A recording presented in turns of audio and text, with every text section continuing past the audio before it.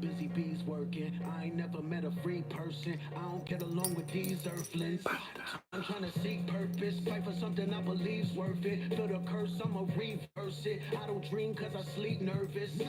Yet I keep flirting, face death like a Steve Irwin. Whole heat, I'ma drink thermos. Tell the bartender keep serving. I'm trying to be perfect, using dirty shit to clean dirt with. Only happy when the weed burning. Traded oxygen to breathe herping. Till I see curtains, lungs fail and they cease working. Air is something that I need urgent. Suffocating, trying to squeeze words in. What would I do with my last breath? Would I yell? Would I cry? Would I laugh? Cause I'm glad that I'm past that mess. Till I pass, never felt that blessed. Even bad breath when you living is better than good breath. When you lack flesh, got a glass chest that I cracked and my lost breath hasn't made it back yet. I'm on my last breath, walking the last step. I'm on the last test, final answer and my last guess. Wonder what I gotta pass next. I'm on my last quest, so much harder than my last track. Mad bless, hope I can outlast death. Grim Reaper got my address, down on my last cent. Cash spent from a check I don't even have yet from my last rent. Sweater shit has got me mad stressed. I inherited my dad's debt, never got to hear his last breath. And the only reason I ain't passed yet, I'm the first ever and the last left. I let the record show. I let the tech explode. Put on the weapon show. Pull up the Texaco. Knuckles in Mexico. Call up the technical. Then on the text blow. Shots out on Plexico. Turn you to vegetable. Body electrical. Acid and alkaline. Body so flexible. The shooter's feast like a Uber Eats. Got a group of these Sudanese scooter bees. But letting the Uzi Aruga speak. An American got up in Cuba eats. The powers they seek and powers that we. They following creeps. Powers that be. Inherit the world from cowards and sheep. Been to the mountains, top towers and peaks. Flowers and sweets that showered our feet. The lightning and thunder that showered the sleep. Sour the D's. This not a verse, this our receipts. What would I do with my last breath? Would I yell? Would I cry? Would I laugh? Cause I'm glad that I'm past that mess. Till I pass, never felt that blessed. All right. That right there, my friends and family, is Last Breath featuring Red Pill and Blue Pill off of the album of the year, Black Holy Ghost 2, Black Magic featuring Cambada. All right. Go and stream that on your streaming services. You know what I'm talking about? Go and stream that. Let's do the roll call. Chicago is in the building. What's happening, Chicago? Shout out to the Chi-Town Massive. Shout out to the Chicago family. Yeah, Phoenix is in the building. Toronto, London. Salute to London. San Diego is in the building. East LA is in the building. PG County is in the building. Vegas is in the building. Leesburg, New Mexico, BK, Brooklyn, Richmond, Virginia, New York City, Bay Area, Vallejo, North Miami, Hoboken is in the building, Toronto is in the building, H-Town, yeah, Delaware, Massachusetts, Chicago in the building. All right. Yeah, Jamaica, Queens, MIA, Maryland, Watts is in the building. Shout out to Watts. Bay Area, Cali, Maryland, DC, Dallas, Fort Worth, North Carolina, Sacktown, DC in the building. Yeah. Ohio in the building. Largo, Florida, ATL, Florida in the building. What's happening?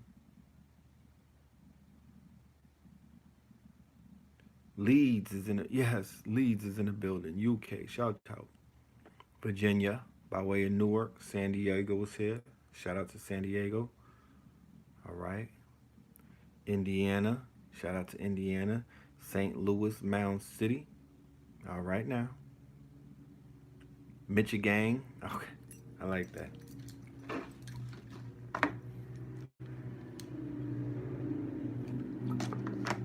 Empress B44 is in the building, y'all. Under the name Shayna B44. That's VA by way of PA. Salute to Empress B. How you doing, sis? All right. Merritt Island, Florida. Waynesboro, Georgia. Salute to everybody that's here. Yeah, Florida is definitely heavy in here. You in DR? What's poppin'? Talk black to me. What's going on in DR right now? Wish I was there. Minnesota, Fort Worth. They said that they charged the officer with the murder, right, of our beautiful sister in Fort Worth. All right. That's sorry. That's remember I was in Texas a few months ago. It's your birthday. Happy birthday to you. All right. Let's do something. You want me to turn on the birthday from Stevie Wonder? VA, Virginia Beach. Want me to do birthday from Stevie? Happy birthday to you. Happy birthday. Yeah. So I remember being in Texas and I was right on this YouTube, right on one of these shows, and I verbally said two things. I verbally said two things. I said that the relationship between black men and white women, no, the relationship between blacks and whites in Texas is something that is interesting to study, especially coming from the outside looking in. It was an interesting relationship that I observed, you know. Um it just depends on what area you may be in, and it also depends on who you're observing, because the relationship that I was observing when in Texas between black women and white men, even if they look like they got a little bit of Confederate in them, was one of it had me very disturbed, right? Had me very disturbed. I was completely disturbed because I was saying to myself, well, God damn it, do these black women know what the fuck is going on the on the surface? Like, do they know that there's a situation that we just don't talk to these people? Like, are they on that code? Did they get the memo that we don't kiki and smile in no white man's face? Especially niggas that got the ZZ top beard with the spider web on the elbow. Cause those are racist people. Like, you shouldn't be showing your teeth to no racist white man. I don't give a fuck what they say to you. Cause in the South, it's that whole thing about hospitality and courtesy and whatnot. But my man, when you draw the line, I'm very wary of people that are too hospitable. Where do you draw the line? Like, where do you cut a nigga? Where do you cut people off and just ignore them? Is that can you do that in the Bible Belt? Can you do that in the Bible Belt, or would they shame you? Would they invoke Jesus' name to get a response out of you? That's what I noticed. I was like, yo, there's a unbalanced relationship going on that I'm seeing. And these white boys seem like they was just walking up to black women like with no problems. Like they didn't seem inhibited at all. And I was peeping that. And then the other thing that I was peeping, and I said it on the show, is that these niggas go out of their way for some Becky's, bro. These niggas, they jumping over like they don't have no pause. They don't got a chill button when it comes to chasing Megan Kane the Stallion out there. That's just my observation. I could be wrong. In the minute that I said that, all kind of shit started popping off. They was brushing the lady Amber Geiger's hair. The nigga's brother got off the stand and was, he basically ran off the stand on some, can I hug her? It was all kind of coonery going down. And then the goddamn police officer shoots the sister through the window. Like, what the fuck is going on out there? What is going on in Texas? That's beginning to become a hot spot of a lot of racial, heavy racially motivated um situations. It's beginning to look like, Texas is becoming a central part. Remember Florida was that for a minute? It's beginning to shift over to the mighty state because Texas is a beautiful state. It is a powerful state. It has a lot of history, but a lot of its history is drenched in racial violence. They took that state in cold blood at the end of a six-shooter. They basically took that state in cold blood, fam. And it was, you know what I mean? Like, I'm not going to get into the racial politics, but to be honest with you, there was black people on both sides from what I've heard. There was melanated people on the side of the ops, and it was melanated people on the side of the quote unquote cowboys that was running down, killing people and running them off of their lands and whatnot. So, you know, sometimes in those valleys of bones, the bones are crying out, and the bones, somebody said the KKK moved to Dallas, and those bones, they need to be watered, you know? They need to be watered and they're crying out. So I highly, for everybody, because the Dallas Fort Worth has a conscious community, right? Isn't the brother who was targeted by the FBI, Balogun, isn't he from Dallas Fort Worth? If my memory serves me correct, is he not situated in that area? I've seen over the years that there was a strong RBG presence. You have your open carriers and things of that nature. They're out there, right? A lot of the open carry, the Huey P. Newton Gun Club. Shout out to them. I met one of their members. It was a sister. She was pretty upright and about her business. You dig? So, um, you know, shout out to them. I was appreciating their demonstration a few years ago when they was moving around and whatnot. Um, you know,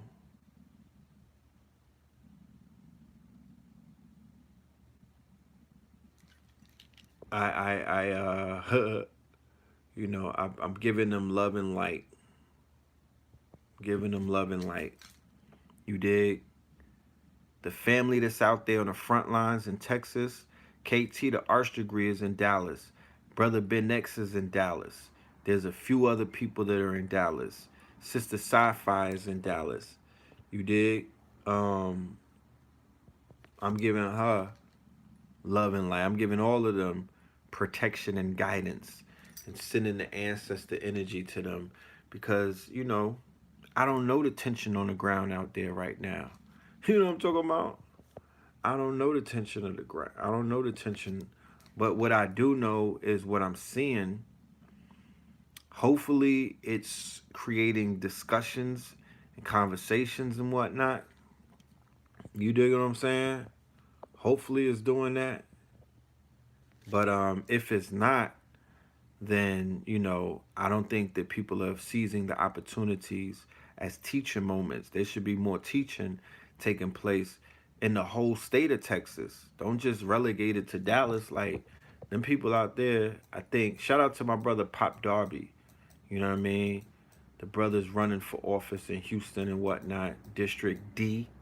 All right, and the brother needs all the support that he can get. I believe that's the district that he represents is the 3rd Ward. You dig? I believe it's the 3rd Ward. So, you know, we got to get our brother into office. You know what I mean? We got to get Pop Darby into office because if he wins, we win. Next week, we'll be discussing all of these political conversations along with other shifter business in Washington, D.C. Then October 19th, we're going to be returning with the shifters. All right. And we're going to be in the building in Washington, D.C., red and blue pill alongside the shifters, the paradigm shifters. We're going to be talking about some things as we move into 2020, a very pivotal year that many people are going to remember. Many people are waiting for 2020, and there's also a great number of people who have no idea what 2020 is going to bring to their lives. And then you have a small contingency that are actively preparing, for this calendar year, that are actively preparing for 2020 vision, to see clearly, you know what I mean, to open up their eyes, to help the people open up their eyes, to walk and to talk and to move like we have clear vision. And thank you for that advice, because clear vision to me in 2020 is more guns in the house. Clear vision to me is more fathers in the house. Clear vision for me is more of us moving together as a collective. I'm gonna share something with you. Like, ever since I came back from London, I've been kind of depressed, yo. It's I've been down. I've been down. My energy has been at a low point because it's almost like when you leave a situation that's so magical, like when all of us came together and we were all out there in the UK, and I'm talking about, it was random people, like it was different people from different walks of life, and we all were together. And a lot of the times that we were moving through London as a group. Like, we was moving as a conglomerate. We was moving as a small nation. Sometimes it was 10 of us, sometimes it was 20 of us, but we were like, yo, whenever we move, this is how we gotta move. We gotta move like a unit. We gotta move like a family. We gotta move like I felt super safe. I wasn't bothered by anything outside of the circle. I felt the containment of energy. I felt the charge was being built up by all of us just being together, moving together. We were eating together. We were sitting down and we were breaking bread. Yeah, delegation. Like, they were closing down restaurants for us, and the restaurants were feeding us. And I'm like, yo, that's the thing. We don't eat together anymore. Like, we don't have sit downs and we don't break bread anymore. Like, that's a lost art. And to be honest with you, there's a power in sitting down and breaking bread. Even at the dinner table as a family, we don't even eat anymore. We got our trays and whatnot. Niggas going into their rooms. They playing video games. One person is in this room on a computer. The other person is over there somewhere. The other person take the plate and they go disappear. No. We collectively have to get back into the art of family. And the art of family was centered around the dinner table. And the dinner table was a social, even if not the dinner table at your family's house, we used to go out and eat dinners collectively and break bread. That's what they mean by breaking bread the Brooklyn way. If you break, like, think about it. And I said this when I was in the UK to one of my brethren. I was like, I will never do a business deal with nobody until we ate food first. Why? Because I would never want to go and do business with anybody who ribs are touching. I don't want to do business with a nigga that's starving. I don't want to do business with somebody who you don't know when they had their last meal. They might have acted like they got some food at home waiting, but them niggas is dumpster diving probably. You don't know. You don't know. You have no idea, especially in nowadays society. You don't know if a nigga ate or not. You know what I'm talking about? You don't know if there's a hot bowl of ramen waiting for them or ramen noodles. You don't know. There is no more school programs, and this ain't the Panthers feeding niggas. You don't know if a nigga has something to eat. So to do a money transaction with a hungry nigga, I rather not, because they are more than likely gonna pull some snake shit because their ribs are touching, and they just trying to get some extra some red onions on them goddamn ramen noodles, and they will cross you, they will do you dirty, they will line you up to get done dirty just so they could get something in their stomach. So my policy is you feed these niggas before you do business with them. Feed these niggas, give them something to eat, because you at the end might benefit off of feeding the nigga before you do some business with them. Don't take it on them to feed you. Feed them first. And you might even give them a drink or two. Not on some Bill Cosby shit. Give them some wine, give them some light liquor, soften them up. You know what I mean? And then talk business. I feel like that's the proper way to handle things. You know, their minds will be right. They'll be relaxed. They'll be calm. Preferably feed them a vegan meal. You know what I mean? Something plant-based, something that's electrified that won't put them into a niggeritis mode. Don't feed them something that's gonna put them to sleep, because you need people's attention when doing business. You want people to be, alert. You want them to be active. You want them to be enthusiastic about what's going. You don't want them to be half asleep. You don't want them to have gas and they're trying to fart, or they're trying to move a bowel and whatnot. So they're trying to get you the fuck out of there, and they'll do something in desperation. You don't want that. You don't want that. You dig? So when you look at the mafia, when you look at any of these organized crime families and whatnot, not to use them as a comparison, but they would be centered in social clubs, and inside of those social clubs, there was socializing taking place. They were in a social setting, right? And they also sat at the table and they would break bread and they would eat together. You dig what I'm saying?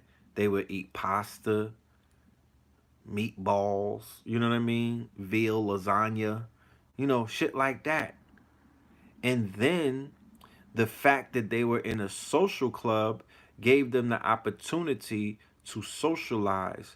So one of the perks, or one of the great things about my trip to the United Kingdom, is that we were doing a lot of socializing, and we were sitting down and we were eating collectively. Nobody's plate was bigger than the next person. Nobody was being greedy. There were meat eaters and vegans eating side by side, right? Peacefully. Nobody was judging. Nobody didn't care that a motherfucker was tearing some chicken down. I'm talking about not me, but the nigga next to me. Nobody cared that nigga was tearing. He was eating the chicken bone, to the gristle. But it was a non-judgment zone. Nigga eat. You know what I'm saying? The waitress came out. Who's vegan? Who want fish? Who want chicken? And everybody got to eat, and that's how it's supposed to be. That's how it's supposed to be. Even though somebody said, ooh, ew, and thing. Look, even if I had that in my mind, it was all good, because as long as we were sitting down being fed and people were happy, that is all that matters. And then we were congregating in social areas, so we were socializing. So even after we ate, we was talking, we had something to drink, you know what I mean? We had the wine, we had the non-alcoholic beverages, you feel me? People were just building, transactions were taking place, all kind of beautiful things were going on. So I'm like, you know, I'm just feeling the void of that right now. you know I'm feeling the void of that right now. It was feeling real lonely for a minute. Like, I'm gonna keep it 1,000 with you. Like, and I'm sure that a lot of people who was on that trip probably felt the same way. But you know, it was definitely feeling lonely after a while. Like, I never thought that I could feel lonely in New York, but I was feeling not lonely, but I wanted to go back. I don't know if lonely is the best word to say it, but I wanted to reconnect and go back, and I didn't want that trip to finish, because it was very powerful. Like I said, we were on to some very powerful things, rolling with the Queen Diambi. Um, did I show you she got a book? Rolling with the Queen, rolling with my elder Infudishi. Like, I don't even get to hang out with Infudishi in Harlem like that. It was on this trip that I really got to bond with my elder. There goes her book, Queen Diambi. It's a dope book for the babies. You know what I mean? Queen Diambi. That's Black History Activity Books. Shout out to my bruv Andrew. Shout out to my bruv. All right. Shout out to my bruv. Tonight's show is not gonna be mad long. I just did a live stream. I'm kind of tired. It was like 2.5 hours. I did American Gods Part 2 just a minute ago. So I'm kind of worn out. You know what I mean? Like, but I didn't want to not do Melanin Monday because, y'all family and we always link up. We always link up. And I wouldn't want nobody to be worried and whatnot, thinking that your boy got abducted or something. But, you know, so we doing this show. It's gonna be brief. You know what I mean? Today is Indigenous Peoples Day. They were throwing paint on Columbus statues around the world. Give your fucking selves a high five, okay? That's a victory. That's a victory. And I don't care if Homeland Security gets upset when I say that. That's a layup, my niggas. And to show you how the ancestors are working, and when you do put things out into the universe, it does answer back to you. Washington, D.C., right? Washington, D.C. declared today Indigenous Peoples Day. Washington, D.C., District of Columbia. You can Google that. Washington, D.C. declared today Indigenous Peoples Day. So the state capital, even though they had that bird ass parade and all of this dumb shit, right? In New York, motherfuckers are still parading for Columbus Day. The state capital, the District of Columbia, declared and decreed, and this is the Trump administration, that today is going to be Indigenous Peoples Day. I thought that was incredible. I was I was like, when are the rest of the states gonna take note of that? Because a few of them have. They threw away the Columbus Day shit. A few of them have, but a few of them have not. Yeah, Indigenous People Day. So yeah, we need to teach the children about why it's not Columbus Day. We need to get that in their heads, you know? And we need to teach the children as well what the hell is Indigenous Peoples Day. What is an indigenous? Who is that? Where are they from? What do they look like? Yeah, read them. They Came Before Columbus by Ivan Van Sertima. You know, read them anything by Jack Forbes. Read them. It's so much stuff that you could read them. You dig? But that was a beautiful thing. That's the ancestors talking. There's gonna take many years to unravel these spells and these holidays, these holidays that these goddamn colonists have, integrated into culture to make it look as if this is the American way. This is not the American way. This is not some shit that we sit around and celebrate. Thanksgiving is next. You feel me? We got to do away and dismantle these Roman holidays, because these holidays are intricately tied into the rituals that these people are performing to keep the spell that they have over our people. Aptly titled The Illusion. You could just title it The Illusion. It's the Matrix. It's the quote unquote. It's the you know it's the false reality that has been perpetuated in the holographic universe that we all exist in. This false reality is anchored into a belief that white people are supreme. It's anchored in the belief that white people are all knowing, all powerful, and they are responsible for everything that has happened in your life that's basically successful. That's an illusion. That is a lie. All right? That's a lie. Okay? Now, and you know that it's a lie. All right? And you need to teach the little ones that that shit is a lie. Don't let them, don't allow them, don't hold their hands and basically walk them in to the illusion when we could keep them outside of it. We could keep them outside of it. You dig? You know what I'm talking about? We could keep them outside of this shit. You know, we could spare them the quote unquote trick, the technology. We could spare them the quote unquote malware. We could spare them all of the lies, all of the illusions, all of the wool that gets pulled over their eyes. We could spare them. It's in our hands. We have the power.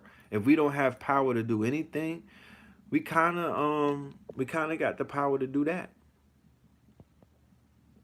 You dig? We got the power to do that.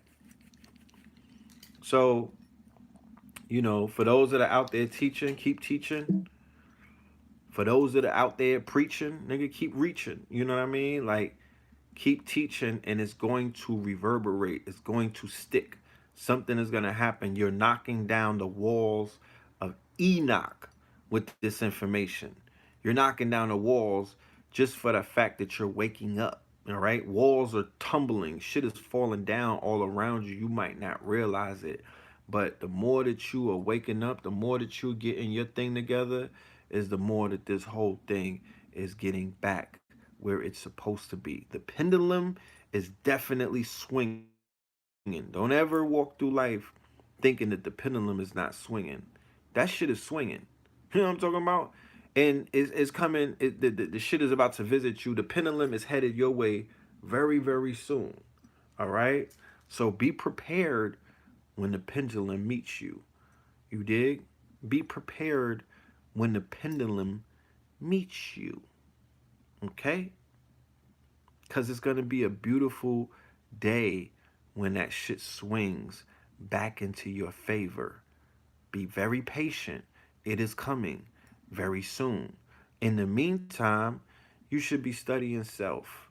You should be studying not just self, you should be studying some science and some kind of mathematics and some arts.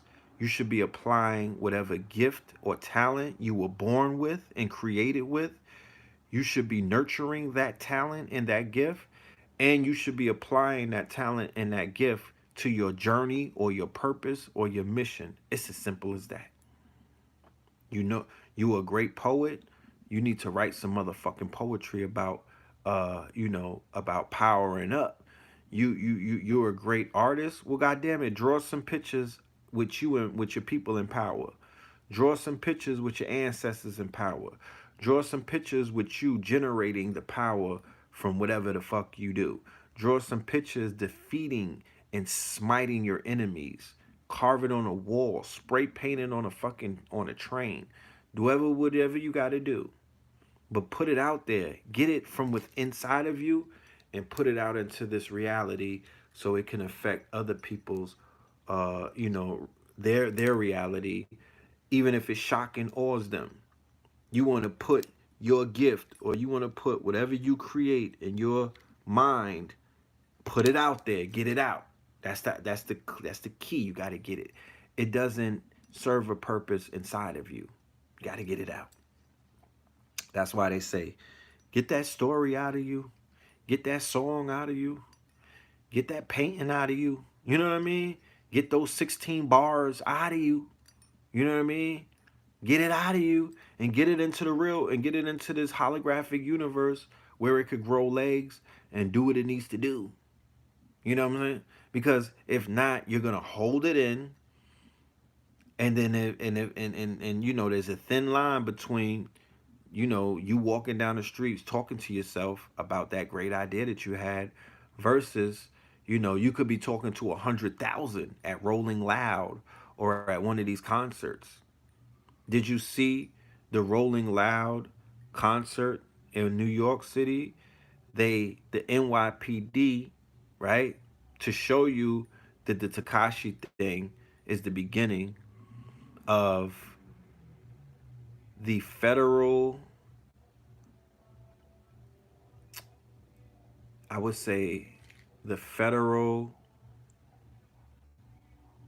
the feds masquerading as hip hop police, and the feds beginning their descent into criminalizing the rappers who are gang affiliated as terrorists, because they barred every single artist who was affiliated with a gang from performing at Rolling Loud. The NYPD sent out a letter and they asked, they said, due to safety concerns, we're requesting that you cancel the performances of Casanova two times, Pop Shit or Pop Smoke, um, Trippy Red, I think. It was a few other. I didn't even know all of these niggas. I'm reading names. I'm like, I don't. Who the fuck is that? But apparently, oh, my dude, 22 G's from Sniper Gang, and he's also down with the Blickies. They got a lot of smoke in the city, off of wax. I'm not snitching. I'm just saying they got a lot of smoke. They've been out, you know, they got a lot of drama. So the feds are beginning to criminalize, and they're beginning to, you know, step up and interrupt these artists who are openly, openly gang members. They're not gonna stop Takashi from performing though. That nigga's coming out on one of these Rolling Louds to act a fool. You see, he got his $10 million. Snitches get riches. You know. Oh, he pulled out the receipts on Vlad. I gotta check that out. Snitches get riches, and the game has completely changed from what you might have known it as. It's a new game in town. The game is attention economy. The game is trolling. That's the new game in town. The code that people said that they respect. Well, that code don't exist on the internet. You know, that's an analog code. There's a new digital code, and that code is attached to the quote unquote attention economy. It's basically how many views can you get, how many followers can you get, how much controversy can you stir up, and how many misfits can you get running with you, because there's a new economy, you know, and the chaos protocol,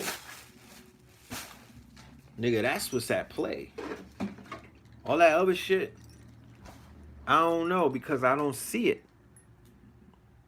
I don't really see it. You know, I see what's catching on out here in these streets, and it's that chaos magic. It's them chaos magicians and whatnot. You know, it's some chaos magicians. Yeah, I'm definitely with stopping the violence. We don't need any violence, especially if you got street gangs. When you got gangs, you don't need violence because the gangs are supposed to protect the community. The gangs ain't supposed to be shooting each other up. The gangs are supposed to make sure that no guns go off. The gangs are supposed to be, they're supposed to make sure that there's no smoke. They're supposed to broker peace agreements. They're supposed to keep certain people away from each other. They're supposed to protect the businesses and the community, and they're supposed to keep it smoke free. That is the job of the gangs when functioning correctly. But many of us don't have any idea of that reality. What we know is terrorists. It's a difference between an organized gangster, a thug, and a terrorist. Many of us live in neighborhoods with terrorists with no turbans. They don't got the Nick Cannon turban. But these are terrorists. They got your grandmama running, scared for her life. They got mama running, don't even want to come outside and go to work. You feel me? They got, it's a bunch of things that they're doing to destroy neighborhoods and properties and values and morals and standards and all kind of things. So we got to be able to distinguish the two. Just because somebody calls themselves a gang, that don't mean shit. You could be a terrorist masquerading as a gang member. Because when I was younger, I was in a gang. We called it a posse. I was in a posse, and we were doing that. We were young, and that was the thing to do when we were young. That was the thing to do. It was like a rites of passage. So I get it, but I grew out of that like 20 years ago. I was able to stand on my own as I grew older. And something that we were attracted people to grow out of that, you know? Yeah, we called them crews, we called them posses. New York is the home of gangs. We had gangs in the 60s. Look at the movie uh with the Warriors. We had the Zulus, the Black Spades, the Jolly Stompers. Yeah, we had cliques, squads, posses, crews. Niggas was breakdancing. They was crews. It's my man's in them. It's the sandbox. It's the niggas that you grew up with. We had on East 19th. East 19th was a crew, right? One block. We wasn't even, all of us wasn't even from East 19th. We just came on 19th because we was like a family. We ate together. We ate chicken wings and fried rice together. We ate pizzas together. We used to bust down the Now-A-Laters. We used to bust down packs of Skittles and break it up and eat that together. So we would eat together, right? Many of us, we would deal with different girls together. You know what I'm talking about? It wasn't like we was in a room having an orgy. We wasn't skeeting together, but you know, if one of our if a shorty from one crew was feeling one of us, then likely we was all gonna get, all four of us is dating all four of them. Shit like that. You know what I mean? Like, going to Coney Island and, you know, or going to the hotel 4 or 5 deep. That's how we would do it. You know? Um, we also buried each other. You know what I mean? There was a few deaths in the family. There was a few deaths, unfortunate, early deaths and whatnot. So we buried our comrades. You dig what I'm saying? So we function as a family. We got revenge for each other. We fought together. We broke bread together. You know what I mean? Some of us got locked up together. So it was a rites of passage. It was a rites but we grew out of that after a while. When you have children, you know what I mean? I had a child, I had a son. When I had a son, even before that, but You grow out of shit like that.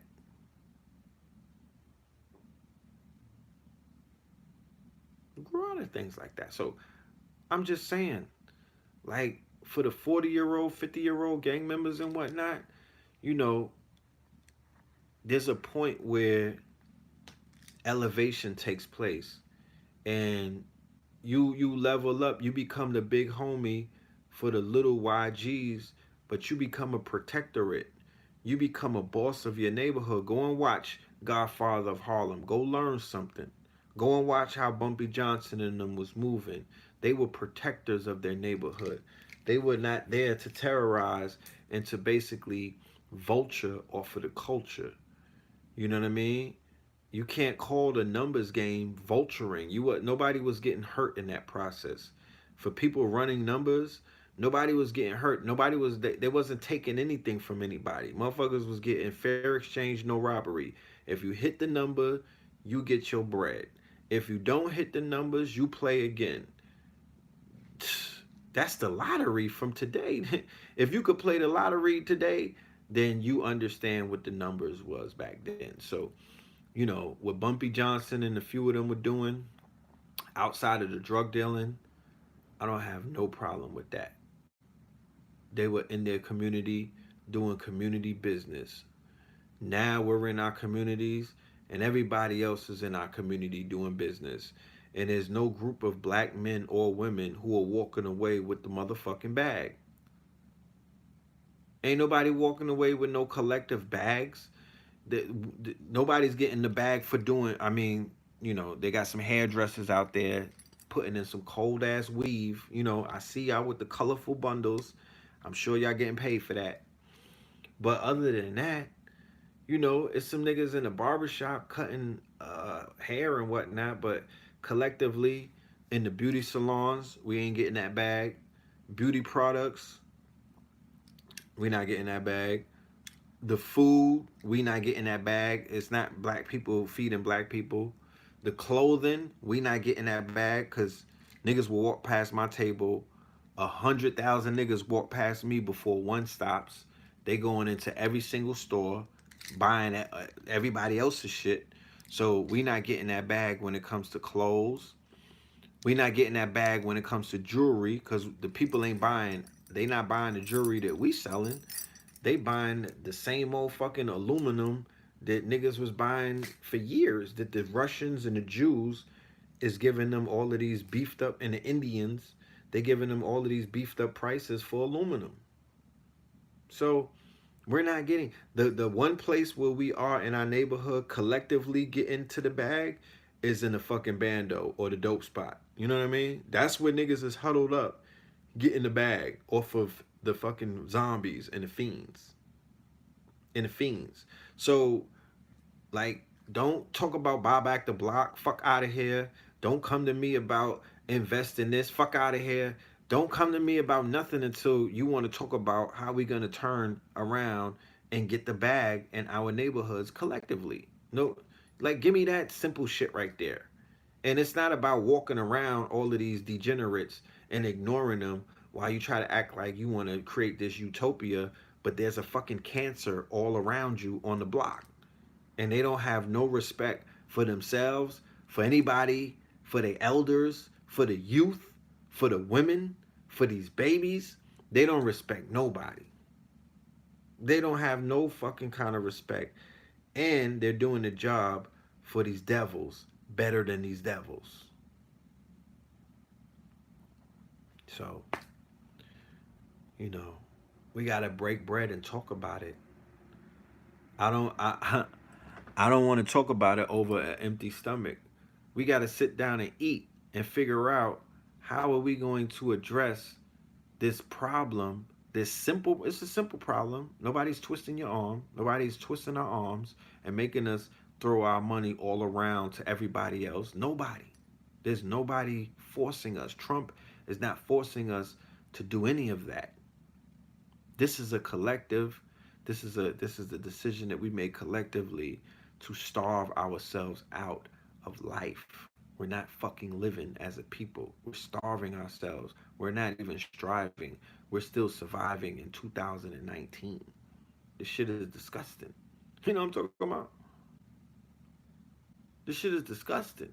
We're still going backwards. We're going further backwards than we were in 1979, my brothers and sisters. Like, we had more focus in 79, 78, 77. At least we knew the basics. Niggas don't even know the basics. There's no more basics. The basics is troll or die, my nigga. That's the basics. Get as many followers and thumbs up and attention and fake accolades and fake friends and fake followers as you can. That's the name of the game with these niggas these days. That's the only thing that they're concerned with. You know what I'm talking about? Yo, I'm lit. I'm lit. My shit viral. I'm doing 1,000. I'm viral. Like, it's crazy, but hey, it's a cycle. It's life. We've been here before. We'll be here again. You know, we'll be here again. So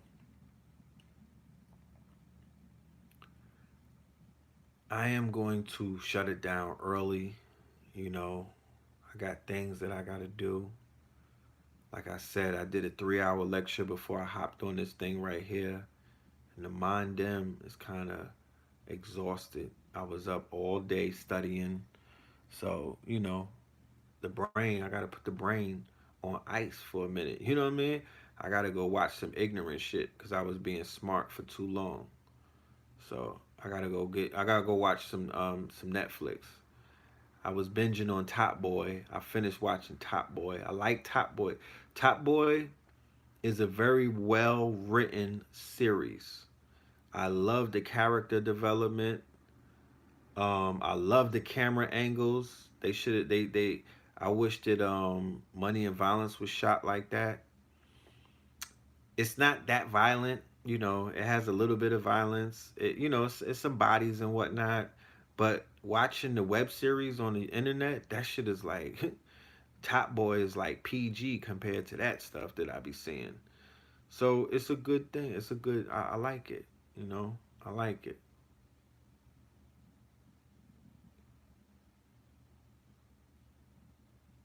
Raising Dion. El Camino. Yeah, I didn't get to that yet. I haven't watched. I didn't. I never watched Breaking Bad. I don't. I haven't seen the series, so I'm not too fast to go and watch El Camino right now. But yeah, I heard that was good. Um, November the 3rd. Well, first October the 19th. Next weekend, Washington D.C. Right? The Shifters, the return of the Shifters, Pop Darby. Yeah, RZA Islam is home. Brother Ben X, 19 Keys. I don't know if he'll be able to travel though. 19 Keys. Red and Blue Pill, Billionaire PA, right? Pop Darby. And I don't know who else. But we're going to be in DC. Go to the Shifters on Instagram or go to, I think it's a website, but go to the Shifters underscore the Shifters if you want to get tickets to that event. That's going to be lit. Then, right after that, on November 3rd in Brooklyn at St. Francis College, Red Pill, Blue Pill, Billy Carson, Gano Grills. We're going to be turning up and we're going to be doing Ascension 2020. The segment that I'm going to be breaking down and touching on is theta waves or theta magic, neuroplasticity, and how to hack the brain hacking. That's what I'll be delivering and offering to the family as a level up for 2020. So make sure that you either get the live stream or you're in the building because that's going to be historic. Then on November 14th, we're going to be in Shasta Mountain celebrating our 44th birthday. Red pill, mine like red pill, mine like blue pill. We're going to be doing we're going to be hiking. We're going to be doing mushroom hikes. We're going to be doing holistic foods, holistic chefs. We're going to break bread. We're going to sit down and eat. This is going to be a communal type of thing. Okay? Um, we're going to probably fuck with that toad, that bufu. I can't promise that. We're gonna be doing some monumental things, and there's gonna be a gala the day of our birthday. All right. So I want y'all, whoever wants to be a part of that, go to ShastaMedicine.com. All right. ShastaMedicine.com. All right. So pull up. All right. That's the schedule right there. I need y'all to come through and break bread with us, and just spend some time with your peoples off the internet, because this internet shit is cool, but winter time is coming. It is hibernation season corner, and I will not be on the internet every day of my life, you know doing internet things. Like, I got a lot of shit that I need to do off camera. So, come celebrate with us in Brooklyn on the 3rd. We're gonna be performing Last Breath with Cambada. We're gonna be doing a lecture. My first time doing a lecture in Brooklyn with Black Magic 363, Brother Rich. We never did a lecture together, as far as I could remember. We did a lot of videos, but we never did a headline. No big on stage. We didn't do the dance with the brother yet. So that's monumental. And it's also KT the Arch Degree's birthday. I'm gonna give him some minutes to go up there and bust his motherfucking gun, because that's my younger brother. I love him to death, and he deserves to shine on that stage. So whatever I gotta do, I'm gonna make it happen for the brother. All right. So there you have it. And then, like I said, the 14th, the weekend of the November the 14th, Shasta Mountain, California. For everybody asking when we coming back to the West Coast, well, there you have it. We'll be in the building. All right. With that being said, I'm out of here. Okay. I got things that I need to do, and I will be back for Third Eye Thursday, coming up on Thursday. Third Eye Thursday, I might even have a special guest. The link to the sweater is on my Big Cartel, kingscounty.bigcartel.com. You already know it's hoodie season. Look, Mondem, Road Mondem, tap shata, tap boy. Come get your hoodie in it.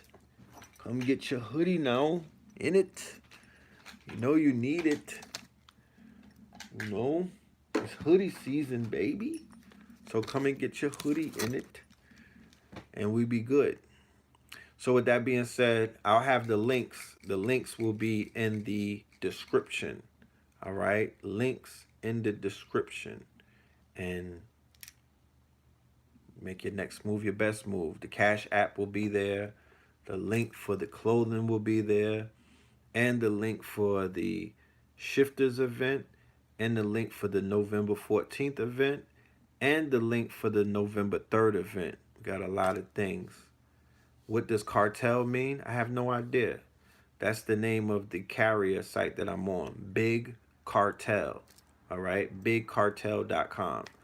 And it's not, because it ain't no fucking drug cartel either. It's Big Cartel.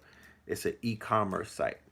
So, once again, go and check out that Holy Ghost album. Go and stream that album. All right? Go and stream the album. Check it out. Go get your tickets.